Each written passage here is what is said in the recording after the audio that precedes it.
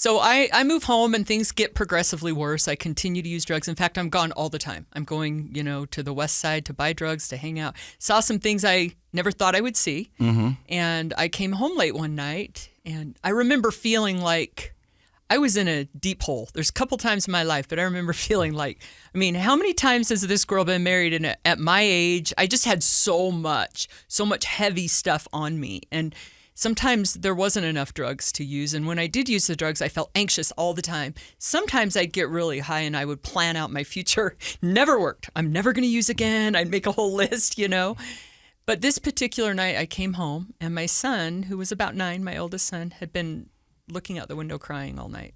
My mom had been sitting there with him. And so when I walked in the house, she said, "I'll never understand what it would take for you to change, because this little boy, all he cares about is you. That's all he wants." And she goes, "I give up." She just looked at me and she goes, "I give up. You must be hopeless, because if this doesn't matter to you, what would?" Wow. Yeah, it was devastating. I picked my son up. He's 9, so he's a big boy. And I walked downstairs and I laid on the floor and I sobbed. And I begged God. I said, "Take this from me. Anything is better than this. If I live my whole life never happy again, I'm okay. Just give me the strength to quit using this drug. Please. I don't want to hurt the people I love anymore." And my little boy, he's like, "Mom, come look in the mirror. You're so beautiful." This sweet little kid. And I'm like feeling like the ugliest person in the world. And I committed to never use again. And I walked over the next day to somebody that I thought in our neighborhood could help me. And I asked for help.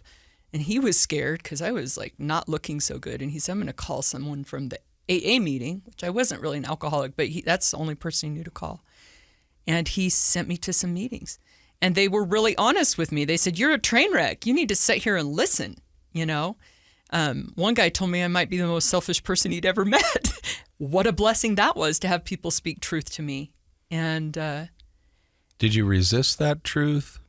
Or were you in a place where you're I did not trust myself. Yep. I didn't think any thought I had was true. And rightly so, I've made so many bad decisions. I was probably 26.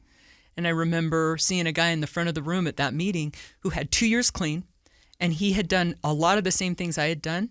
And listening to him and seeing the light he had in his eyes blew my mind. I'm like, whatever he's doing, that's when I knew I had a serious problem, but there was also a solution for it. I knew it was bigger than just popping pills and getting detox. I knew what I had was something that they had the solution to. And I would have been asked him, "What are you doing?" And he goes, "Take this big book and read it, and work those steps. You can get better." And I went to those meetings every day. I did. I didn't go to treatment. Would you consider that an epiphany in your life? Like a moment of insight when you saw this guy and you're like, I want to have what he has? It changed everything, because I knew that if he had the problem I had once, if he could share the same stories, but he was clean, there was hope for me. And I was willing to go to any length at that point. But you said it right there, and we've talked about it so much on this podcast, how powerful hope is. Yeah. You talk about being in the darkest spot of your life, lying on that floor to your 9-year-old crying baby boy. Right. And you thought life would never get better. You prayed to God. You said, "I don't care if I'm happy the rest of my life, just take this burden away from me." Right. And you couldn't see a way out until you went to that 12-step meeting and saw somebody who's in a similar situation who is now living and thriving, and it gave you hope. Right. Hope is so powerful. So powerful. Yeah, and there's been a few times in my life where it's given me the strength, for sure. And here's the thing that is amazing. Life gets beautiful when you're sober. It was 9 months hard. Amen. Life does does get beautiful when you get sober. Right. But, I remember when I walked in and I made this little tiny list of what I hoped for. And it was like little tiny list, just to be able to survive sober. I couldn't remember life sober. Couldn't remember, or I didn't even know what life looked like. But I went to the meetings. I did what they said. I started getting honest. What blew my mind was I had never learned how to have any kind of character and integrity. I'm like, this program teaches you these basic skills, No wonder I was such a miserable person.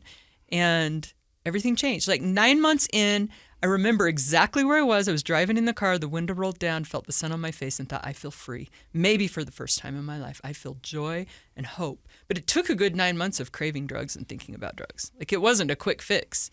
But life got way better than that little tiny list that I hoped for.